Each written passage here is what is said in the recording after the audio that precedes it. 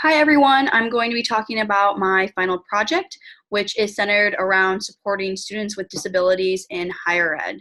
So beginning with my objective of the project is to create a series of faculty, staff, and student workshops on higher educational campuses, which allows the opportunity to better learn and how to support students with disabilities. So the project will be the first step for institutions in creating a more inclusive and safe space for students with disabilities by offering these workshops for their campus community. Additionally, these workshops would be able to be tailored to any higher educational institution with some modifications and adjustments, of course, that are needed to personalize the content. The proposed project is rooted in addressing the deficit ideologies of students with disabilities, learning how to use an asset-based framework, and also acknowledging the intersecting identities of the students. Within the paper, I discussed some best practices found at higher educational institutions. I did a review of my literature along with specific details of the workshop, and then I just integrate my personal thoughts and feelings throughout. So one thing that really informed my practice for the Students with Disabilities project was actually looking at Michigan State. So Michigan State has the Resource Center for Persons with Disabilities, otherwise known as RCPD, which assists students, faculty, staff, by maximizing ability and opportunity for full participation at MSU. So the website really lays out kind of this three-step process for receiving accommodations requests for anyone to follow the MSU campus. So they have to formally identify as a student or employee with a physical, sensory, cognitive, or psychological disabilities via the RCPD's My Profile, which is a portal specifically for interacting with uploading documents, communication, and things like that. So I thought utilizing Bowman and Deal's for frames was very symbolic that they referred and they included multiple disabilities. So I think even for me, when I first started to learn about this, I only centered around the physical aspects of disability, but knowing that there are multiple facets of disabilities that are included. So I also thought that was great that they weren't excluding anyone. Again, they're including multiple disabilities that students may identify as. So also looking into that, the second step then is to register through Michigan State, and they are contacted by an ability access specialist to request disability documentation. So wonderful things. They're having interactions online on that portal, but then also in person as well. And then finally, they're able to meet with someone.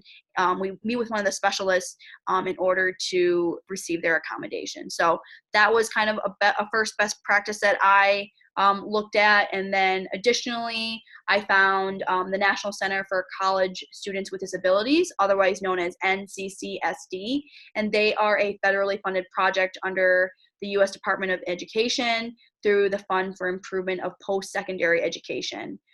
They are able to provide technical assistance and information, needing more information about disability in higher ed and doing some research on how to best serve students with disabilities across the United States.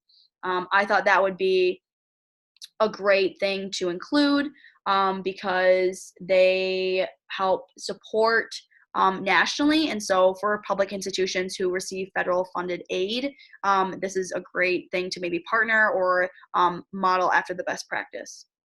So moving into my workshop specifically, I really kind of focused on the co-curricular model in Manning in one of my papers. So it's a student affairs model of integrating the academic affairs of having learning outcomes, as well as student affairs outcome of being interactive in a workshop type. So that's kind of how I modeled my project. And so it'd be a 2-hour-long workshop detailing an historical overview, current review of institutional measures of supporting students with disabilities, and also concluding that with a brainstorm of how to best support this population of students with disabilities. So Throughout the entire time at the workshop, they will be creating their learning goals to make sure that they are being interactive with other members of the audience, as well as really addressing, again, these deficit ideologies. So some students may view that their disability as a deficit mindset, which places that responsibility of inequities on the individual person or group of people rather than the system of oppression that creates inherent advantages and disadvantages. Additionally, some teachers are found to dismiss students' community of cultural wealth in the forms of cultural capital, familial capital, linguistic capital, and navigational capital, as well as social capital, which is by Yoso in 2005. This deficit mindset really can influence student success and how they feel when attending higher educational institutions. I also pulled from a college student development theory, Marginality and Mattering, which details the importance of students who may feel marginalized due to their identities, calling for higher educational institutions to create campuses where students feel noticed, cared, mentored, needed, as well as their efforts are appreciated. Moving into how my workshop would include an asset-based framework is from Martin, Smith, and Williams. And they talk about how they need to validate Yoso's community cultural wealth by validating these different forms of capital with students with disabilities. So, for instance, students with disabilities possess navigational capital at college institutions by seeking out resources and support for academic affairs. Along with Camilla, Ross, and Aguilera, Funds of Knowledge framework really views these students as assets again, rather than looking at that deficit ideology. And overall, possessing this intersectional lens to students with disabilities is also very integral to this workshop.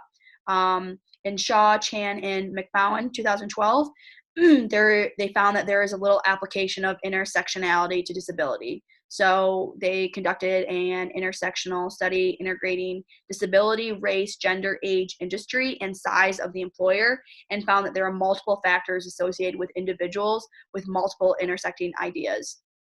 From the study, the workshops can include different scenarios or case studies explaining other identities of students with disabilities. So not just their abilities, but also their race, gender, sexual orientation, and other salient identities that they possess.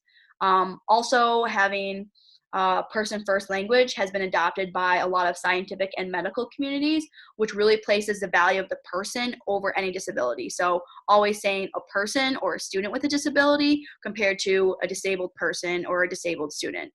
So making sure that you have that first person language and validating those experiences that students would like.